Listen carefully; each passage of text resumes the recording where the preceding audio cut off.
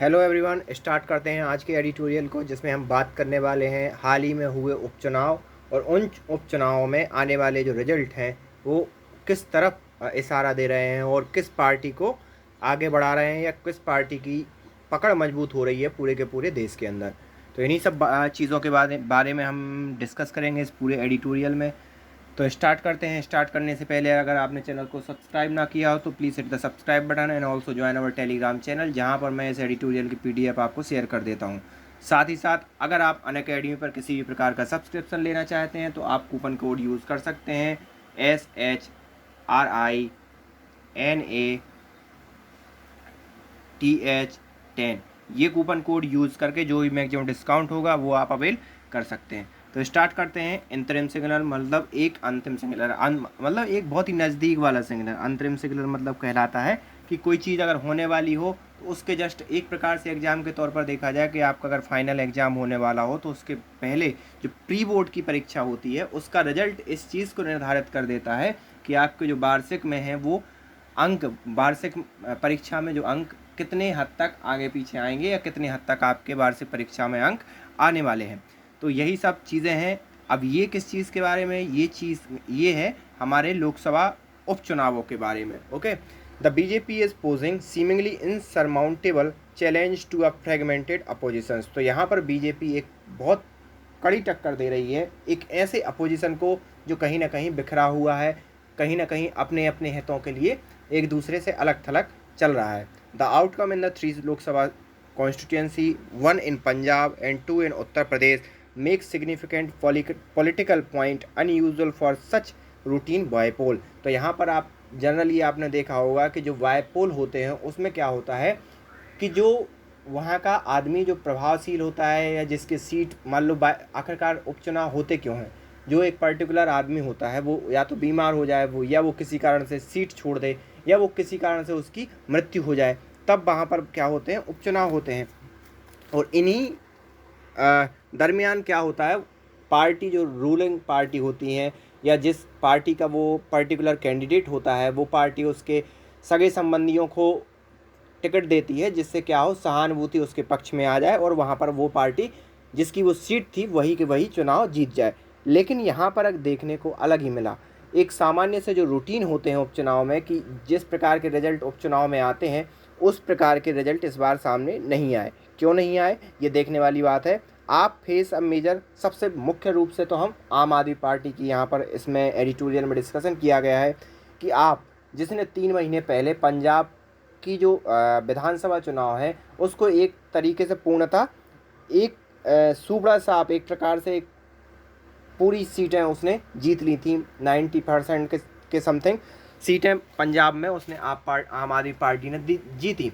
लेकिन जो वहाँ के वर्तमान मुख्यमंत्री हैं वो पहले लोकसभा के सदस्य हुआ करते थे, तो अब वो वहाँ पर विधानसभा के सदस्य हो गए, मतलब मुख्यमंत्री बन गए, तो उनके लिए अपनी सीट छोड़नी पड़ी। तो वहाँ पर जो लोकसभा की सीट खाली हुई थी उस पर हुए उपचुनाव, और उस उपचुनाव में शिरोमणि अकाली दल का एक कैंडिडेट जीत गया।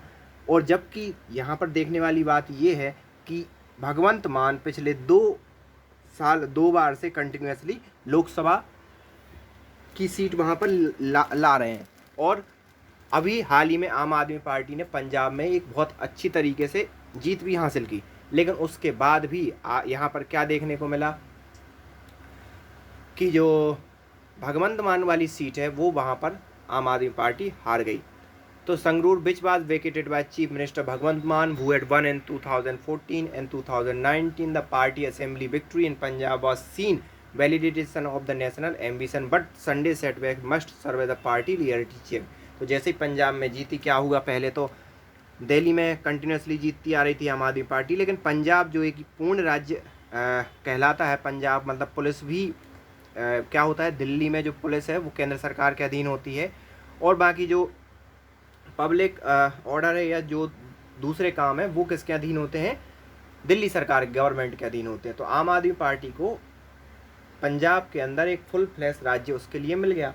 अब फुल फ्लैश राज्य मिल तो गया और वो अच्छी तरीके से जीती भी, तो वो बहुत खुश हो गई थी। क्यों खुश हो गई थी कि वो सोच रही थी कि अब हम एक नेशनल लेवल पर अपना एक बहुत बड़ा क्या चलाएंगे, अभियान चलाएंगे और हम राष्ट्रीय स्तर पर चुनाव लड़ेंगे, राज्यों में लड़ेंगे, लोकसभा के चुनाव लड़ेंगे। तो ये उसका पूरा एम्बिशन था और ये महत्वाकांक्षाएं थी।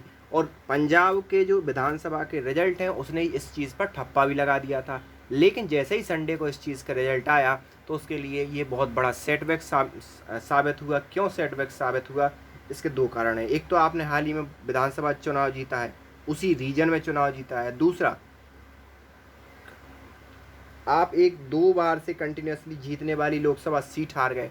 तीसरा, वहाँ आपकी सरकार भी थी तब भी हार गए। चौथा, आपके पास अब लोकसभा के अंदर कोई भी सदस्य नहीं बचा, मतलब लोकसभा के अंदर आम आदमी पार्टी का कोई मेंबर नहीं बचा।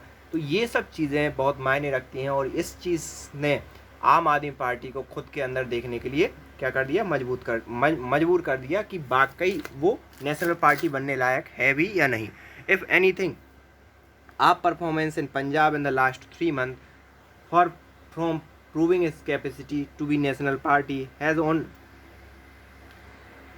only raised several questions। तो यहाँ पर अब जितने भी जो उसके एम्बिशन थे, महत्वाकांक्षाएं थी कि वो राष्ट्रीय पार्टी बनेगी, तो उस पर कहीं ना कहीं कई प्रश्न चिन्ह निकल कर सामने आएंगे। कई प्रश्न लोग सवाल करेंगे, कई प्रश्न खड़े करेंगे आम आदमी पार्टी के ऊपर जब भी वो बात करेगी कि उसे राष्ट्रीय पार्टी बनना है या उसकी महत्वाकांक्षाएं हैं। और बाकी खुद को भी उसे इस सब चीज़ों के बारे में सोचना पड़ेगा। At is turn out the opposition, the Shiromani Akali Dal, Amritsar Congress and BJP all fighting separately made the point of the gap between the AAP's promise and delivery. तो यहाँ पर लोग क्या कहेंगे कि कहीं ना कहीं शिरोमणि अकाली दल, बीजेपी और वहाँ पर जो कांग्रेस है, ये सभी के सभी इन्होंने सेपरेट चुनाव लड़ा। तो ये इससे क्या हुई, जनता इकट्ठी हो गई आम आदमी पार्टी की तरफ और उनके जो प्रोमिस थे उनकी तरफ उनका क्या हो गया, अट्रैक्शन बढ़ गया और उनकी तरफ झुकाव हो गया। और इसी पर्टिकुलर रीजन के कारण आम आदमी पार्टी जीती है, ना कि कोई वास्तविक आम आदमी पार्टी का कोई वास्तविक काम था। जबकि आम आदमी पार्टी खुद को अपने काम के तौर पर जनवाने का या काम के तौर पर प्रदर्शित करने का प्रयास करती है। In Punjab a state with the finance is a symbol, एक ऐसा राज्य जहाँ पर फाइनेंस की स्थिति भी ऐसा ही डामाडोल है, ब्यूरोक्रेसी की स्थिति भी डामाडोल है। तो वहाँ पर इस प्रकार के वादे करना, आपने हाल ही में सुना होगा कि एक अच्छे खासे गायक का वहाँ पर क्या हो जाता है, कत्ल हो जाता है और पंजाब सरकार को कुछ भी पता लगा नहीं पाती। और पंजाब सरकार ने उस पर्टिकुलर गायक की जो सुरक्षा है 2 या 3 दिन पहले कि 1 हफ्ते पहले ही रिमूव की थी, हटाई थी। और किस नाम पे हटाई थी कि हम ये बेवजह का खर्चा पंजाब सरकार का नहीं करेंगे। In the inexperience band of activist that come to power in caught a bind. तो यहाँ पर एक ऐसा एक्टिविस्ट जो सत्ता में आ गया है, आपको मालूम होगा अरविंद केजरीवाल, अन्ना हजारे के जो आंदोलन था भ्रष्टाचार के खिलाफ, उसकी उपज है, उसके एक मेन किरदार थे, उस आंदोलन के मेन किरदार थे। और फिर वहाँ से उन्होंने दिल्ली का चुनाव लड़ा और किस नाम पे लड़ा कि भ्रष्टाचार ख़त्म कर देंगे। तो एक ऐसा आदमी जो एक आंदोलन की उपज है या एक्टिविस्ट है, वो अब कहीं ना कहीं पावर गेम में फंस गया है या बंद गया है। Mister Maan also face the charge of being remote controlled from Delhi by party chief Arvind Kejriwal. Mister Maan पर यह भी चार्ज लगता है, ये भी आरोप लगता है कि वो जो पंजाब की सरकार है वो अरविंद केजरीवाल के इशारों पर चला रहे हैं, ना कि खुद अपने मन से चला रहे हैं। और ये पंजाब के लोगों के लिए ये स्वीकार्य नहीं है। द विनर सिमरजीत सिंह मान of the Shiromani Akali Dal made Sangrur as a significant as a loser did. तो यहाँ पर जो विनर हैं, मतलब जिन्होंने भगवंत मान की सीट पर चुनाव लड़ा शिरोमणि अकाली दल की तरफ से, उनका नाम क्या है, सिमरजीत सिंह मान। तो वो वहाँ पर क्या हुए, जीत गए। तो उन्होंने इस सीट को उतना ही महत्वपूर्ण बना दिया है जितना कि आम आदमी पार्टी ने के हारने से ये सीट महत्वपूर्ण या चर्चा में आ गई। ही इज़ द वोसीफोरस, मतलब ये मुखर रूप से क्यों ज़्यादा मतलब महत्वपूर्ण बना दिया इस सीट को, ये इसलिए क्योंकि ये जो पर्टिकुलर सीट है ना, जिन व्यक्ति ने जीती है वो खालिस्तान के मुखर सपोर्टर हैं, an ardent follower of Bhindranwale. और यहाँ पर जो भिंडरवाले हैं जिन्होंने 1980 के तहत जो सेपरेटिस्ट मूवमेंट चलाया था पंजाब के अंदर, उसके मुखर सपोर्टर भी हैं। His victory and the complete immensification of the Congress, the Shiromani Akali Dal and BJP signal the dangerous cross road Punjab is eight.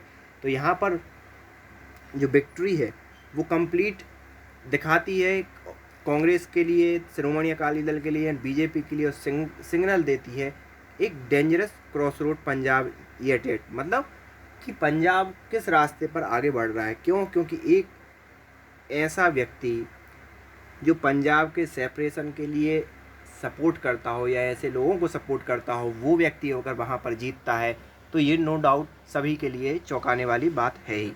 In UP the BJP victory in Rampur and Azamgarh prove the continuing potency of the party in the heartland. और यहाँ पर अगर UP की बात करें तो आजमगढ़ और रामपुर दोनों जगह भारतीय जनता पार्टी की विक्ट्री हुई है। तो कहीं ना कहीं ये तो भारतीय जनता पार्टी की सक्षमता ही दर्शाती है जो कि वहाँ पर उनकी विक्ट्री हुई। यहाँ पर ये दो सीटें महत्वपूर्ण क्यों हैं?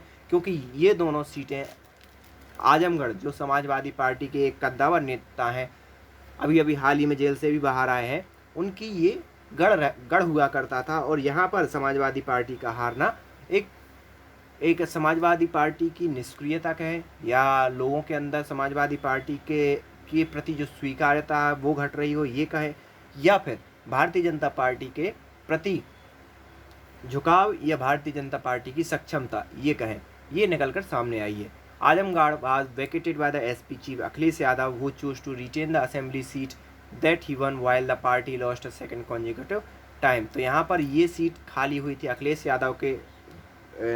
यादव वहाँ से सांसद बन के आए थे, जिन्होंने वो मतलब फिर विधानसभा चुनाव भी जीत गए। जब विधानसभा चुनाव भी जीते तो उन्होंने लोकसभा की सीट छोड़ दी और विधानसभा को ज्वाइन कर लिया, तो इसलिए ये वाली सीट खाली हुई थी। Rampur was vacated by the senior party leader Azam Khan who will retain his assembly seat. और यहाँ पर रामपुर का भी यही खेल है कि रामपुर में आजम खान जो सांसद थे और उन्होंने अपनी सीट छोड़ी थी, तो वो भी विधानसभा चुनाव में उन्होंने चुनाव लड़ा और वो जीत कर आए, तो उन्होंने विधानसभा की सीट अपने पास रखी और लोकसभा की सीट छोड़ दी। तो इस प्रकार से ये दोनों सीटें खाली हुई थी जो अब बीजेपी के पाले में चली गई हैं। That such stronghold have slipped out of its hand further prove that the SP hope of the return in UP may be unrealistic and its style, character and personal are unacceptable to the large section of the voter. तो यहाँ पर ये जो चुनाव है UP के, ये दर्शाते हैं कि अब समाजवादी पार्टी का सत्ता में आना अब बहुत मुश्किल वाली बात है, या फिर दूसरे शब्दों में ये कहें कि लोगों ने समाजवादी पार्टी की मतलब जो शैली है कार्य करने की या जो शासन करने की शैली है उसको क्या कर दिया है, अस्वीकार कर दिया है। दैट सच स्ट्रॉन्ग, क्योंकि इस प्रकार के जो स्ट्रॉन्ग होल्ड मतलब जहाँ पार्टी इतनी ताकत में थी, जहाँ पार्टी इतनी मजबूत स्थिति में थी, वहाँ हार जाना ये एक बहुत बड़ा सेटबैक है समाजवादी पार्टी के लिए। While the UP result make the BJP position untenable, they also open new possibility in opposition space as SP slide continue. तो यहाँ पर बीजेपी जो मतलब रिजल्ट आए हैं वो बीजेपी की नो डाउट जो पोजीशन है वो उसको अभेद्य बनाते हैं कि भैया बीजेपी को अब कोई हरा नहीं सकता। इस प्रकार की चीज़ें निकल कर सामने आई हैं, लेकिन साथ ही साथ बीजेपी ने एक और चीज़ एक और चीज़ के लिए रास्ता खोल दिया है, वो है एक स्ट्रॉन्ग अपोजिशन का। क्योंकि एसपी की जो हालत है वो तो आप सामने देख ही रहे हैं, बहुजन समाज पार्टी की क्या हालत हुई है यूपी में भी वो भी आपने देख लिया। तो वहाँ पर एक नए विपक्ष का आना या एक प्रकार से कहें गैप जनरेट हो गया है कि कोई एक अच्छा विपक्ष यूपी के अंदर आए।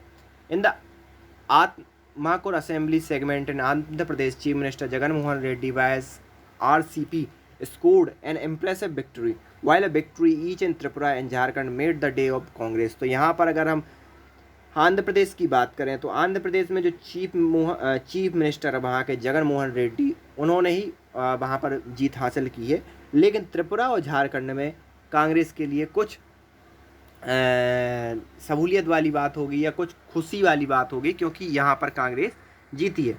लेकिन त्रिपुरा में जो CPI, अगर CPI की बात करें, ये कम्युनिस्ट पार्टी है, कम्युनिस्ट, तो वहाँ पर CPIM जो कंटिन्यूसली त्रिपुरा में कितना बीजेपी के आने से पहले उसका एक छत्र राज्य था, त्रिपुरा कहें, आसाम कहें, पश्चिम बंगाल कहें, यहाँ पर CPI का एक बहुत अच्छा स्ट्रॉन्ग होल्ड था। लेकिन अभी क्या हुआ है, CPI के लिए एक बहुत बड़ा सेटबैक है और कंटिन्यूसली वो त्रिपुरा में भी सिकुड़ती जा रही है। क्योंकि आपको मालूम हुआ कम्युनिस्ट पार्टियों का बहुत ही कम राज्यों में शासन बचा है, एक तो केरल कह लो, थोड़ा बहुत पश्चिम बंगाल में सीटें और थोड़ा बहुत त्रिपुरा में जो बचा था वो भी अब धीरे धीरे सिकुड़ता जा रहा है।